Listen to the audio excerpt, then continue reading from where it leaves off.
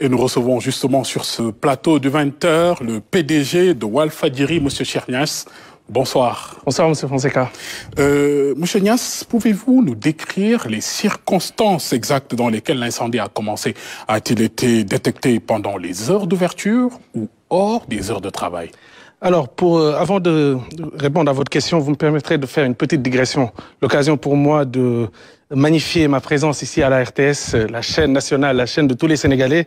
Donc c'est un honneur, un bonheur même, un privilège d'être ici. Je profite également de l'occasion pour féliciter et encourager le nouveau DG, M. Pape Alé-Niang, qui, à travers ce geste, montre clairement sa volonté de rupture par rapport à ses prédécesseurs, mais également, c'est ce que je pense, il incite vraiment les Sénégalais à s'approprier la RTS. La RTS n'est pas seulement la tribune de l'État ou des activités gouvernementales, mais c'est véritablement l'affaire de tous. Donc c'est l'occasion aussi d'exprimer leur mécontentement ou leur souffrance, comme c'est le cas ici.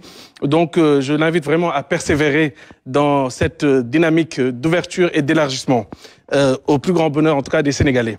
Pour en revenir à votre question, le mardi soir à 19h55, alors que naturellement je n'étais pas au bureau, je faisais du sport, les techniciens de Walfadjri m'ont appelé.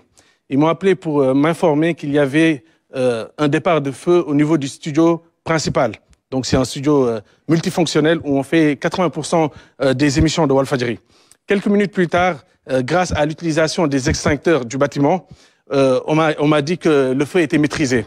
Par la suite, on s'est rendu compte en réalité qu'il y avait d'autres foyers, d'autres départs de feu, et naturellement, les techniciens ne pouvaient pas faire face à ce multitude de foyers. Et on a rapidement appelé les sapeurs-pompiers qui sont venus quelques minutes plus tard et qui ont, après quelques heures, pu maîtriser le feu. C'est l'occasion pour moi, avant de vous donner la parole, de rendre hommage à ces sapeurs-pompiers qui ont véritablement risqué leur vie pour protéger le bâtiment de Walfadjri et protéger le personnel. Leur slogan « Sauver ou périr » n'est pas seulement un slogan, mais c'est vraiment quelque chose d'ancré en eux. Et donc, merci à eux.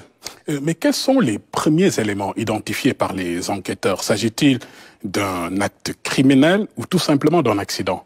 Écoutez, pour l'instant, l'enquête est en cours et en tant que juriste, il ne m'appartient pas de violer le secret de l'enquête. Donc, ce que je peux vous dire à ce moment-là, c'est que on a visionné les caméras de surveillance au niveau donc des studios qui ont brûlé. Et ce qui est sûr et certain, c'est qu'il n'y a pas eu d'intervention humaine. Donc, le fait de l'homme est écarté, en tout cas a priori. Donc, mais ce n'est pas pour autant qu'on doit écarter la thèse criminelle ou privilégier la thèse accidentelle. L'hypothèse d'un court-circuit, votre élément en fait référence, est une hypothèse qu'il faut prendre en compte, mais c'est pas, il y a d'autres hypothèses aussi, je pense que les enquêteurs vont les dévoiler par la suite, mais il est fort possible que le fournisseur d'électricité ait envoyé une charge trop importante ou, à contrario, une charge trop faible et que les machines n'ont pas pu faire face à cette surcharge ou le contraire. Donc, à ce moment-là, en tout cas, on ne peut pas dire concrètement ce qu'il en est. On laisse les enquêteurs faire leur travail, les experts mener donc ce travail-là et de nous dire concrètement ce qui s'est passé. Donc, c'est ça. Et avant cet incendie, quelles étaient les mesures de sécurité à incendie au sein même de l'immeuble abritant le groupe Walfadjri? Merci. En réalité, on avait pris toutes les mesures pour justement prévenir de tels incendies. Tout d'abord, on a énormément investi dans l'acquisition d'extincteurs, dans l'acquisition de détecteurs de fumée, dans la formation du personnel pour justement prévenir tout incendie. Et d'ailleurs, les sapeurs-pompiers ont salué le fait que le travail des techniciens, dès le début, avec l'utilisation des extincteurs, ont permis, en tout cas, ont facilité grandement leur travail par la suite. Donc, pour vous dire que nous ne sommes pas suicidaires, on se serait passé, mais allègrement, de ce qui s'est passé. Malheureusement, c'est la volonté divine et en tant que bon croyant, on doit l'accepter. Mais on avait pris toutes les mesures idoines pour éviter un incendie. En tout cas, on a limité les dégâts puisque on déplore des dégâts matériels, mais fort heureusement, pas de perte en vie humaine. Mais ces mesures ont-elles fonctionné parfaitement? Écoutez, ces mesures ont fonctionné dès lors qu'on a limité les dégâts. Vous savez, on aurait pu, vu l'ampleur des dégâts, on aurait pu déplorer des pertes en vie humaine. Maintenant, il faut savoir que nous attendons une enquête approfondie de la part des autorités judiciaires pour savoir réellement l'origine de cet incident. Pour l'instant, nous sommes dans l'attente, dans l'expectative du travail des autorités pour pouvoir tirer les conséquences. Mais avez-vous souscrit une assurance tout risque? Bien naturellement, nous n'avons pas souscrit une assurance, nous avons souscrit des assurances pour protéger non seulement le personnel de Walfadjri, pour protéger le bâtiment, pour protéger également le matériel. Donc on a eu pris toutes les mesures, mais comme vous le savez, les compagnies d'assurance exigent de connaître l'origine même du sinistre, avant même de pouvoir indemniser, pour savoir si c'est couvert ou pas. Donc c'est la raison pour laquelle, je vous le dis encore une fois, on attend le travail des enquêteurs pour connaître réellement ce qui s'est passé. Nous sommes les premiers demandeurs, en tout cas, des conclusions des enquêteurs pour non seulement être indemnisés par les assureurs, mais aussi pour prévenir par la suite un tel incendie pour que plus jamais nous ne connaissions en tout cas ce genre de mésaventures. Et en attendant, quelles sont les solutions à court terme, un plan à court terme pour reprendre, disons par exemple, les émissions de télé, radio? Existe-t-il des installations temporaires envisagées? Écoutez, actuellement, on est en train de travailler naturellement pour reprendre le plus rapidement possible. Vous savez, le jeune entrepreneur que je suis, si je pouvais dès ce soir même reprendre le signal, je l'aurais fait.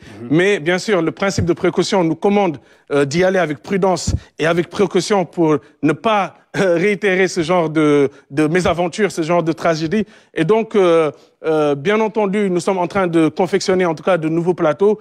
Et malheureusement, en fait, le feu est allé jusqu'au salle serveur, salle régie. C'est la raison pour laquelle le travail est extrêmement difficile, extrêmement compliqué.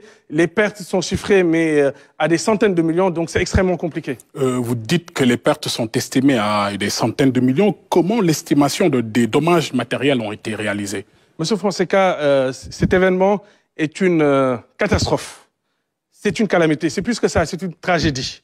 Les mots ne sont pas assez forts, hein. Il s'agit de la plus grande tragédie de l'histoire de la presse sénégalaise. Les pertes matérielles sont chiffrées à près d'un demi-milliard de francs CFA. 500 millions de francs CFA. 500 millions et peut-être même au-delà parce que l'enquête, on n'a pas tout chiffré, mais ça peut aller bien au-delà. Les pertes sont colossales et énormes. À une époque où la plupart des maisons de presse et les plus prestigieuses peinent à payer les salaires convenablement. À une époque où la plupart des maisons de presse et les plus prestigieuses peinent à payer des charges les plus élémentaires, à une époque où la plupart des maisons de presse et les plus prestigieuses connaissent des difficultés, des tensions avec leurs syndicats. Aujourd'hui, Walfadjri fait figure d'exception. Il a toujours payé ses salaires à temps et convenablement. Walfadjri n'a jamais connu de mouvement d'humeur de la part de son personnel.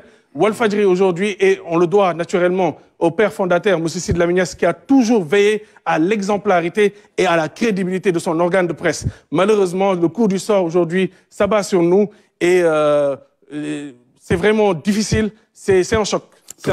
Tout à fait. Une dernière question. Qu'attendez-vous des autorités de ce pays, de la RTS, la chaîne mère, mais aussi de ces Sénégalais, ces sympathisants de Walfadjri? Écoutez, les autorités, tout d'abord, je tenais à remercier le ministre de la Communication qui est venu d'Ardar le mardi, 1 heure après l'incendie. Et lorsqu'il est venu, naturellement, le courant était coupé et les pompiers continuaient donc à maîtriser le feu. Donc, il est venu exprimer sa compassion, s'enquérir de la situation et exprimer sa compassion, sa solidarité envers le groupe Walfadjri. Il a également informé qu'il allait aider Walfadjri. Nous attendons naturellement qu'il joigne le geste à la parole. Mais nous l'invitons également à revenir à Walfadjri. Parce que ce soir-là, on ne pouvait pas voir l'ampleur des dégâts. Il a même eu cette formule qu'il y avait plus de peur que de mal. Mais le lendemain, on s'est rendu compte qu'il y avait plus de peur et plus de mal. Donc nous l'invitons à revenir pour voir vraiment l'ampleur de ces dégâts. Nous invitons également le Premier ministre, M. Ousmane Sonko, qui a toujours exprimé sa solidarité, son affection sans faille, son soutien à Walfadjri lorsque le régime précédent avait coupé notre signal à plusieurs reprises, lorsque le régime précédent avait retiré notre licence, lorsque le régime précédent avait emprisonné nos journalistes, lorsque le régime précédent avait bloqué une cagnotte populaire, à chaque fois, M. Ousmane Sonko était venu physiquement à Walfadjri exprimer son soutien. M. Ousmane Sonko, à tout le moins, nous appelait. Donc aujourd'hui, nous attendons vraiment ce geste du Premier ministre, également du Président de la République. Parce qu'il faut le rappeler, M. Bassirou Diomaye Faye, son Excellence, lorsqu'il était candidat et que le CNRA avait interdit son temps d'antenne à la RTS, c'est Walfadjri, le seul média, qui lui a offert gracieusement, gratuitement, un temps d'antenne et qui lui a offert même un entretien qui lui a permis de se faire connaître des Sénégalais. Et je pense que tous les spécialistes en communication sont d'accord sur le fait que cet entretien a été décisif. Donc, nous attendons des autorités, pas un retour d'ascenseur. Bien sûr, nous ne sommes pas demandeurs et nous n'attendons pas de ça. Mais nous attendons à tout le moins une compassion. Les Sénégalais, le public et le personnel sont résilients. Le public comme le personnel sont forts mentalement et ils savent que Walfadjri renaîtra de ses cendres tel le phénix. Donc, je ne fais pas de soucis. Et de la RTS et la RTS aussi. Je pense que la tribune que vous nous offrez aujourd'hui montre que la RTS aujourd'hui est véritablement la télé du peuple, la chaîne nationale. Et nous vous remercions par la suite. Je pense que nous aurons d'autres échanges plus approfondis avec le DG, M. Pape Alé Niang, qui a beaucoup d'affection et qui s'est toujours battu aux côtés de Walfadjri. Et nous lui souhaitons bon vent. Il a eu beaucoup de critiques, mais c'est quelqu'un de résilient et c'est quelqu'un de fort mentalement. Et nul doute qu'il va réussir sa mission. Donc, dans l'ensemble, nous sommes atteints. Et il y a une gravité, mais énorme, aujourd'hui, ce qui se passe à Walfadjri, mais nous allons réussir notre mission. Notre mission, c'est quoi? C'est de servir le peuple. Notre mission, c'est quoi? C'est d'être le mur des lamentations. Notre mission, c'est quoi? C'est d'être la voix du peuple. Donc, cette mission-là, nous allons le continuer. Vous savez, le père fondateur, Sidy Lamine Niasse, disait que Walfadjri allait avoir 100 ans. Au mois de janvier, nous avons fêté 40 ans. Donc, la route est encore longue. Et Inch'Allah, nous allons continuer de plus belle. Voilà qui est bien dit. Merci beaucoup, Monsieur Cheikh Niasse. Merci d'avoir accepté notre invitation. Je rappelle que vous êtes le PDG du groupe Walfadjri.